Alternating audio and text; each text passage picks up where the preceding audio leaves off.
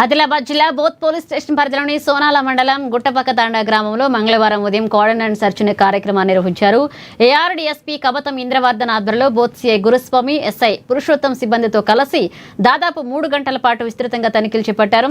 ఈ తనిఖీల్లో 2 ఆటోలు, 28 ద్విచక్ర వాహనాలను పరిశీలించారు. అందులో నెంబర్ ప్లేట్ లేకుండా తిరుగుతున్న 4 బైక్లను గుర్తించినట్లుగా తెలిపారు. అదేవిధంగా నార్కోటిక్ జాగిలం రోమా తనిఖీలలో ఒక వ్యక్తి నుండి 120 గ్రాముల గంజాయిని జాగిలం గుర్తించింది. వెంటనే గంజాయి స్వాధీనం చేసుకుని బోత్ పోలీస్ స్టేషన్లో చట్టపరమైన చర్యలు చేపట్టినట్లుగా పేర్కొన్నారు.